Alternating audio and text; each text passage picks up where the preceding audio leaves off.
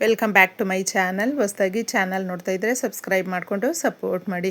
ಸಚ್ಚಿದಾನಂದ ಸಾಯಿನಾಥ್ಗೆ ನಮಸ್ಕಾರ ಮಾಡುತ್ತಾ ಸಾಯಿನಾಥರ ಅನುಗ್ರಹ ಎಲ್ಲರ ಮೇಲೂ ಇರಲಿ ಅಂತ ವಿಡಿಯೋ ಪ್ರಾರಂಭ ಮಾಡ್ತಾ ಇದ್ದೀನಿ. ಈ ಆಷಾಢ ದಿನಗಳಲ್ಲಿ ನಮಗೆ ಈ ಮಾಸ ಅನ್ನುವಂಥದ್ದೇ ವಿಶೇಷವಾಗಿರುತ್ತೆ. ಶ್ರೀ ಮಹಾಲಕ್ಷ್ಮಿ ಕಲಿಯುಗದ ಭಗವಂತನನ್ನು ಆರಾಧನೆ ಮಾಡುವಂಥದ್ದು, ಸಮಸ್ಯೆಗಳನ್ನು ಬಗೆಹರಿಸುವಂಥದ್ದು. ಯಾಕಂದರೆ ಭಕ್ತಾದಿಗಳಿಗೆ ಯಾವುದೇ ರೀತಿಯಾದಂಥ ಸಮಸ್ಯೆ, ನೋವು, ಕಷ್ಟ, ಕಣ್ಣೀರು, ಬಾಧೆ, ಬಡತನ ಏನೇ ಇರಬಹುದು ಅದನ್ನು ಹೋಗಲಾಡಿಸೋದಕ್ಕೆ ಭಗವಂತನು ನಮಗೆ ಈ ಮಾಸದಲ್ಲಿ ವಿಶೇಷವಾಗಿ ಫಲವನ್ನು ಕೊಡ್ತಾನೆ. ಸ್ನೇಹಿತರೆ, ನಂಬಿಕೆಯಿಂದ ಪರಿಹಾರಗಳು, ಪ್ರತಿನಿತ್ಯ ದೀಪಾರಾಧನೆ ಅದು ನಿಮ್ಮ ಇಷ್ಟಕ್ಕೆ ಬಿಟ್ಟಿದ್ದು. ಯಾಕಂದರೆ ಕೆಲವೊಬ್ಬರಿಗೆ ಕೆಲಸದ ಒತ್ತಡಗಳು ಅನ್ನೋದು ಇರುತ್ತೆ, ಸಮಸ್ಯೆಗಳಿದ್ದಾಗ ಮಾಡ್ಕೊಳ್ಳೋದಕ್ಕೂ ಕೂಡ ಮನಸ್ಸಿರೋದಿಲ್ಲ ಕೆಲವೊಂದು ಬಾರಿ.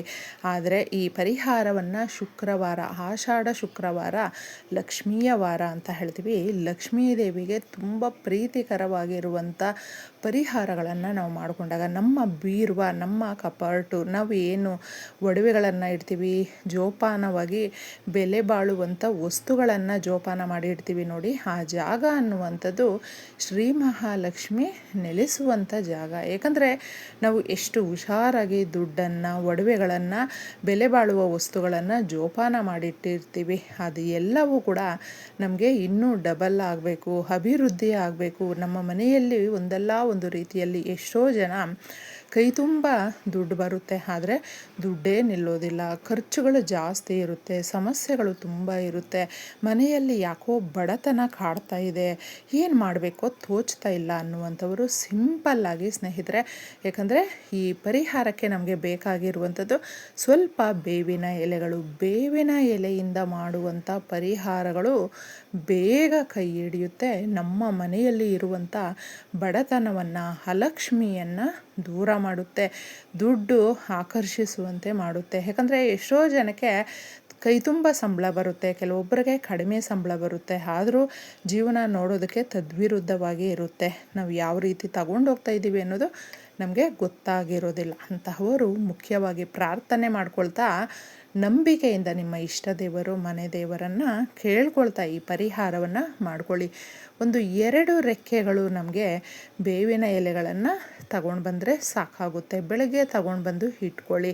ಎಲ್ಲ ಕಡೆ ನಮಗೆ ಬೇವಿನ ಎಲೆಗಳು ಅನ್ನುವಂಥದ್ದು ಸಿಕ್ಕೇ ಸಿಗುತ್ತೆ. ಇದು ಹಣಕಾಸಿಗೆ ಸಂಬಂಧಪಟ್ಟಂಥದ್ದು. ಎಷ್ಟೋ ಜನಕ್ಕೆ ಸಾಲಕ್ಕೆ ಗುರಿಯಾಗಿರ್ತಾರೆ, ಬಡ್ಡಿ ಕಟ್ಟೋದಕ್ಕಾಗದೆ, ಸಾಲವನ್ನು ತೀರಿಸ್ಕೊಳ್ಳೋದಕ್ಕಾಗದೆ, ಒಡವೆಗಳನ್ನು ತಗೊಂಡೋಗಿಟ್ಟಿರ್ತಾರೆ, ಬಿಡಿಸ್ಕೊಳ್ಳೋದಕ್ಕಾಗಿರೋದಿಲ್ಲ. ಅವರು ಕೂಡ ಈ ಪರಿಹಾರವನ್ನು ಮಾಡಿಕೊಂಡ್ರೆ ತುಂಬ ಉತ್ತಮವಾದಂಥ, ಶೀಘ್ರವಾಗಿ ಪರಿಹಾರ ಇದಕ್ಕೆ ರಿಸಲ್ಟನ್ನು ಕೊಡುತ್ತೆ. ಒಂದು ಬೌಲನ್ನು ತಗೊಳ್ಳಿ, ಅದಕ್ಕೆ ನೀವು ಒಂದು 2-3 ರೆಕ್ಕೆಗಳು, ಇಲ್ಲಾಂದರೆ ಒಂದು ಮುಷ್ಟಿಯಷ್ಟು ನೀವು ಬೇವಿನ ಎಲೆಗಳನ್ನು ಹಾಕಿದ್ರೂ ಆಯಿತು.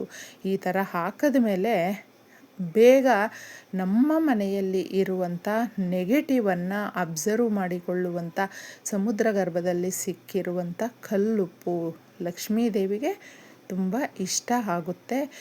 ಒಂದು ಇಷ್ಟು ನೀವು ಕಲ್ಲುಪ್ಪನ್ನು ಇದ್ರ ಮೇಲೆ ಹಾಕಬೇಕಾಗುತ್ತೆ. ಈ ಪರಿಹಾರವನ್ನು ನೀವು ಶುಕ್ರವಾರ ಸಂಜೆ ಮಾಡ್ಕೊಳ್ಳಿ ಸ್ನೇಹಿತರೆ. ಸಂಧ್ಯಾ ಸಮಯ, ಗೋಧೂಳಿ ಸಮಯ ಅಂತ ಹೇಳ್ತೀವಿ, ಆ ಸಮಯ ಅನ್ನುವಂಥದ್ದು ದೇವತೆಗಳು ಓಡಾಡುವಂಥದ್ದು. ಎಷ್ಟೋ ದೋಷಗಳು, ಗ್ರಹ ದೋಷಗಳು ನಮ್ಮ ಜೀವನದಲ್ಲಿ ಆಡ್ತಾಯಿದ್ರೆ ನಮಗೇನೆ ಏನೋ ಗೊತ್ತಿಲ್ಲ ಅಂತ ಹೇಳಿದ್ರೆ, ಅವರುಗಳು ಮುಖ್ಯವಾಗಿ ತೊಗರಿಬೇಳೆಯನ್ನು ಒಂದೇ 1 ಸ್ಪೂನಷ್ಟು ಹಾಕಿ, ಇದಕ್ಕೆ ಇನ್ನು ಏಲಕ್ಕಿಯನ್ನು ಹಾಕ್ಕೊಳ್ಬೇಕು. ಸುಗಂಧಭರಿತವಾಗಿರುವಂಥ ವಸ್ತುಗಳಲ್ಲಿ ಏಲಕ್ಕಿ ಅದರ ಕೆಲಸ ಜಾಸ್ತಿ ಮಾಡುತ್ತೆ, ನಮ್ಮ ಸಮಸ್ಯೆಗಳನ್ನು ಬಗೆಹರಿಸುವಂಥದ್ದು, ನಮಗೆ ಹಿಡಿದಿರುವಂಥ ದರಿದ್ರವನ್ನು ಹೋಗಲಾಡಿಸುತ್ತೆ. ಅದಕ್ಕೆ ಏಲಕ್ಕಿಯನ್ನು ಮುಖ್ಯವಾಗಿ ನೋಡ್ಕೊಳ್ಳಿ, ತುಂಬ ಡ್ರೈ ಆಗಿರಬಾರ್ದು, ಬೀಜಗಳು ಹೊರಗಡೆ ಬಂದಿರಬಾರ್ದು, ನೋಡಿಕೊಂಡಿದ್ದೆ ಆ ಥರ ಇರುವಂಥದ್ದನ್ನು, ಹಸಿರಾಗಿ ಇರುವಂಥ ಏಲಕ್ಕಿಗಳನ್ನು ಒಂದು 5 ತಗೊಳ್ಳಿ ಸ್ನೇಹಿತರೆ.